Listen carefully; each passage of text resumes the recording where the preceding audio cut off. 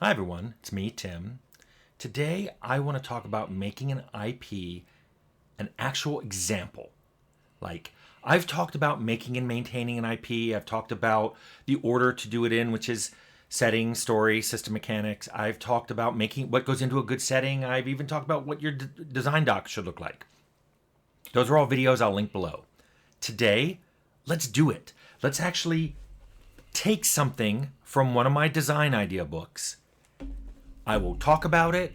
I will expound on it. I'll show how the idea gets converted into an actual design that you can say now it's an IP.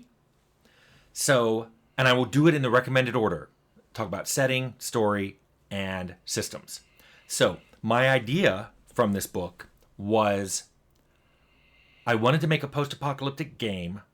Yeah, another post apocalyptic game. But I didn't want it to be nuclear war or any of the other things I'd used before. I had a new idea, and what was going to be different about this one is a lot of people are gone, a lot of monsters, and I wanted to come up with more variation than what I got to do on Fallout, which was here's some ghouls and giant bugs and mutants. Basically, everything was radiation. I wanted more variety, but I still wanted a reason. And I had an interesting idea. You could call it the hook or whatever for the game. And I wrote all that down on one page in this book. I wrote it down in 2015, I think. So this is a 9-year-old idea. I'm not going to do it. Yay! Let's see let's get into it. Let's get into it. A lot of YouTube channels I watch now have people say that. I don't know where that came from. Let's get into it. Okay, first you have to develop this thing. You can't just go to someone and say, "Hey," you can't just say what I just said and go, "That's my IP. Now let's get started." So, let's go in my recommended order. Let's break this thing down. Let me go into more detail about the setting, the story, and the system mechanics in that order. So the setting, it's post-apocalyptic. But what happened? Okay, I know what happened. And for reasons I'm going to give you in a minute, I'm not going to tell you what happened. But me knowing what happened will guide everything else that follows. It's post-apocalyptic, but all the buildings are intact. All of them. Most people are dead, and you will find the bodies. There are lots of monsters running around, different kinds of monsters. Some in packs, hunting together. Some fighting, some being solo. Some fighting each other. Others just moving past each other. What's going on? You don't know. But here's where I get into the high-level story description. You are a child of 5. That is going to be a major hook for this game, especially when in a minute I'll talk about system mechanics. But I had an idea for how I wanted the game to open. And usually what I do for the opening of the games, when I want to describe the story, I describe the opening, which are things that will be a cinematic. You won't let the player play through this because it always ends in one way. In Fallout, you were a vault dweller. And the story begins when you get kicked out. You're told what happens, that you grew up there, what happens, how you were chosen by lot, and you were thrown out. Arcanum, you're told you were traveling to a new continent you don't know anything about, you're looking for a job, you're on a blimp. The game starts when the blimp crashes and you're standing at the blimp crash. It doesn't start when you're on the blimp. I find games that let you play through openings like that, but there really is nothing you can do to change it. I'm just like, you're just wasting my time and you're pretending that my choice makes any difference. So I would start this all with a cinematic. So you're 5-year-old, you wake up in the morning like most 5-year-olds do before everyone else. You run downstairs, you get a bowl of cereal, and you turn on Saturday morning cartoons. Yep, it's Saturday. You got a whole weekend ahead of you. No school, although you really just started kindergarten, so you probably like school. Anyway, you hear a noise upstairs. There's a thump, and then another thump. And then you realize, it's kind of light out. I wonder why no one's up. So you go upstairs and you push open your parents' bedroom door. Horrific scene. Your parents are dead, bloody dead in their bed, and your sister looking insane, hair crazy, is standing over them. She turns and looks at you. Now you're 5. Your sister's probably more like 15. She turns and looks at you, screams, and jumps at you. At that moment, this ball of fur flashes by you. And it's your golden retriever. And he tackles your sister and rips her throat out. And you're like, oh, he saved me. Then he looks up, and you know something's wrong with him. His eyes are red. He looks different, especially his head looks different. And he's slavering. And then he growls at you. And you realize he just went after your sister because she was the big threat. And now he's about to come after you. You turn and flee. What saves you is you run out the front door, which closes behind you, and he can't get out through that door. And then you run through your front fence, and you're on your you're on your block. And you hear distant screaming. You don't see anybody, but you hear distant screaming. You're 5. You're terrified. You don't want to go back home. You go to the one place that you've ever felt safe, which is school. So you run to school. It's completely fenced in, but you know a way to slip in through the fence that you saw at recess. And it's very, very small little gap in the fence that, you can only get through because you're 5. You go up to the school, but all the doors are locked. All the windows are locked. And as you're going around the school and you hear more and more shouting and screaming, you see that there's a little window, almost just a vent, open in one of the bathrooms. So you pull over a trash can, you climb up, and you barely can squeeze through it. And remember, you're 5 and you're small for your age, and you barely got through this. But now you're in the school.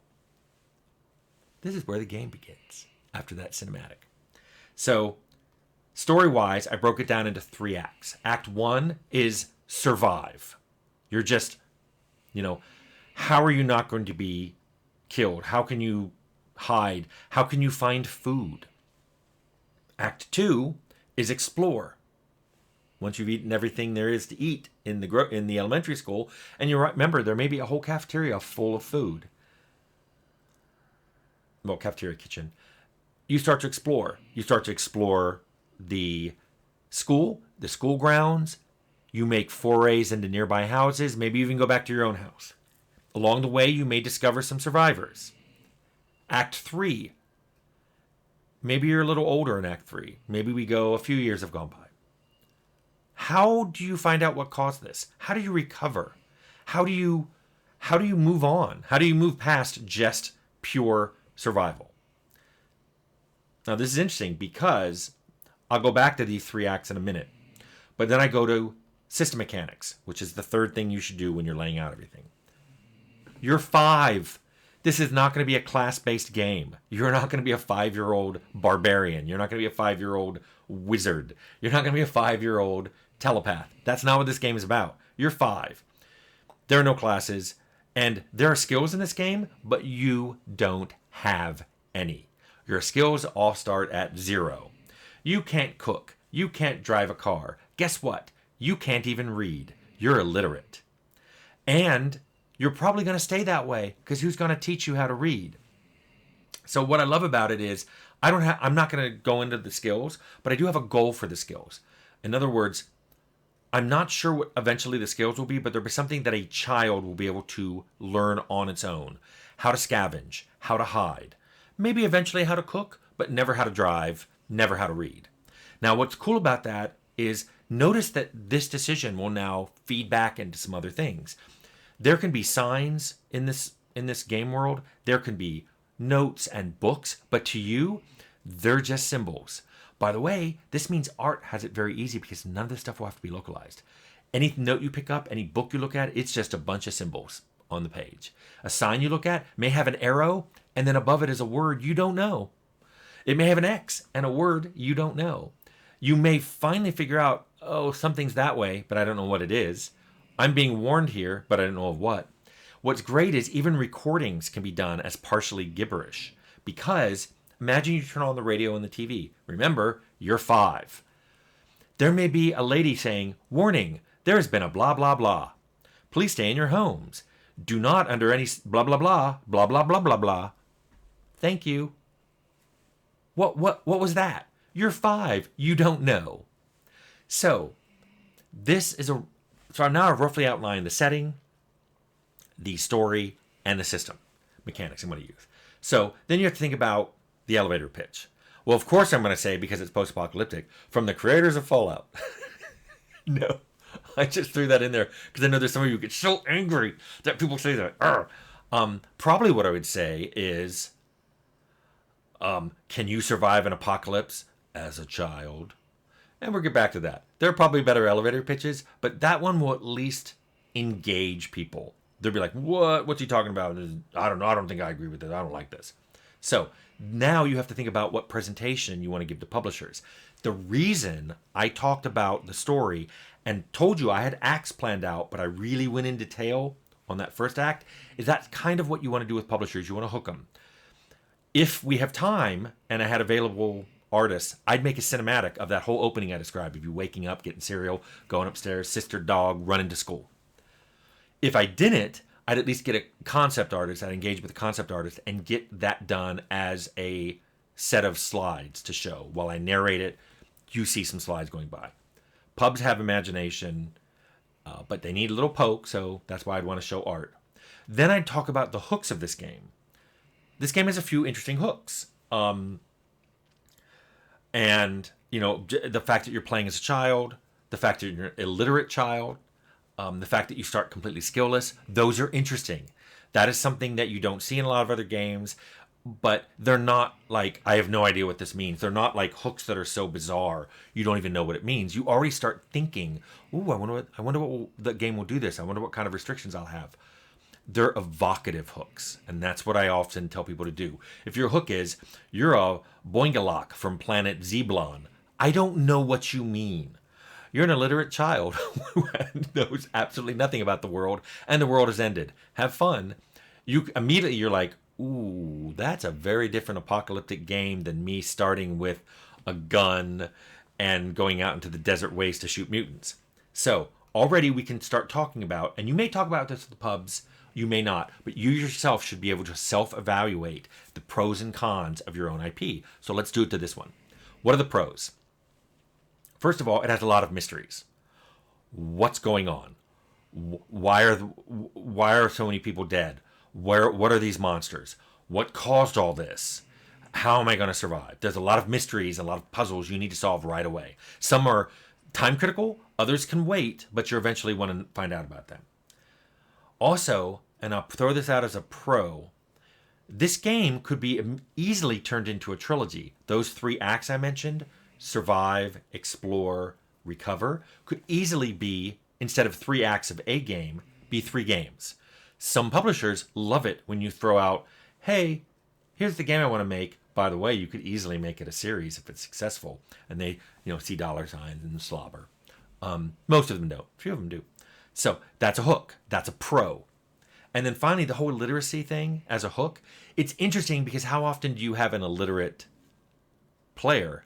But also, as I pointed out, it saves on a lot of things. You don't have to write a lot of books and notes. And then you don't have to localize them into 5 different, 10 different, 20 different languages.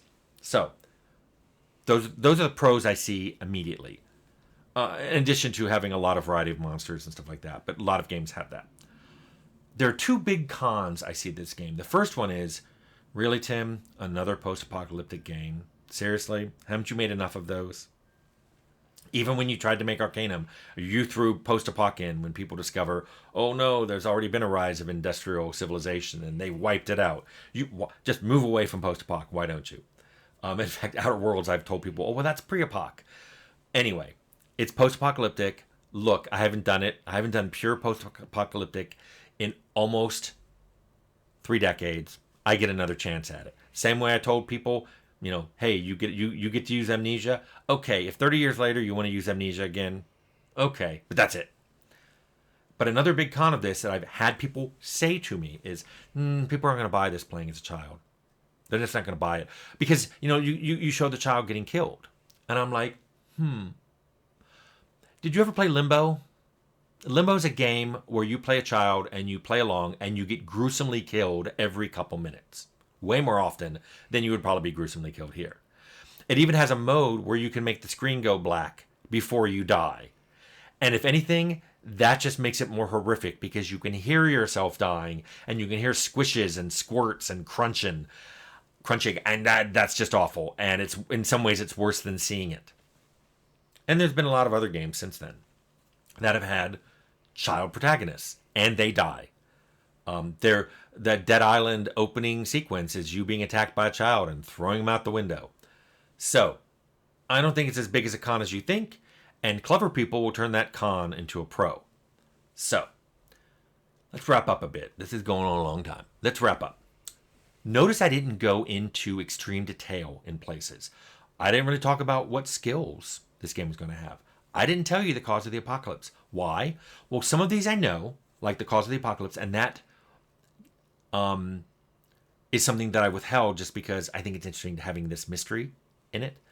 Some I don't know. Like, I don't know exactly what skills I want to do. But for both of those, I already have the goals. Because I know what caused the apocalypse. This constrains why people died, why there's different kinds of monsters, and what kind of different monsters you can have. So I already have a constraint. For the skills, there's another constraint. I've said the kid isn't going to learn how to drive, isn't going to learn how to read, because there's no one to teach them. But other things, like cooking, they may learn. Scavenging, hiding, those are things they can learn, because I already have a goal in place for what the skills will be. In other words, what I've done here is I've made a really good starting framework. Frameworks are really important to have at this stage. There are some designers who require a framework. If you don't give them a framework, they freak out. Now, there are other designers that don't like having a framework, and they're going to push right up against the edge of my framework and want me to move it. We'll talk about that, but probably no. But what a lot of designers will do is they'll notice, like, hey, you've got a framework and you've painted in a little bit, but there's this whole gap right here. I'm like, yep, got any ideas for that gap? And some of them do. And they have really good ideas. And that ends up being what we ship with. In fact, some of them have the idea and they either do the complete design spec for it or they implement it, depending on who had the idea. But what's great about that is once others start to fill in your framework, they get ownership of that. It's why I talk in credits about, hey, Leonard was the one who came up with the whole 50s theme for Fallout, and Chris Taylor was the one who did Special when we had to come up with a new system for Fallout. I can tell you that once people come up with an idea and it's theirs and they own it, they're the one who's trying to get everyone to agree to it and make it work really well in the game. They will do really good work because it was their idea and now they own it and they need to make it work. So that's part of the reason why I like having a framework, but I don't like having all the details, which means in design doc terms, you've covered most of the basics, even if you haven't gone into detail, and you have goals for the things that you've talked about. So even if you haven't gotten the details, you can talk to someone and go, well, see these goals I have for skills. You just came up with a bunch of skills that don't meet my goals. And again, you can bifurcate the discussion. Do you want to argue about the goals, or do you want to argue about whether or not your skills meet those goals? Because those are two different discussions. I'm less likely to want to have continuous arguments, especially a year or two in development, about the goals. We can, right at the beginning, have discussions about the goals, but soon those are fixed. But you still have a lot of room to fill in the detail, to paint that picture. The frame of the picture's up, but there's still a lot of room for doing painting. So, that was longer than I thought. Okay, so you've now seen one of the many, many ideas that are in this book, and the other books I have. And I've gone into detail to how I would develop it. I hope this helps many of you develop your own ideas for an IP. Whew. That was a lot of talking. Anyway, I will see you next week.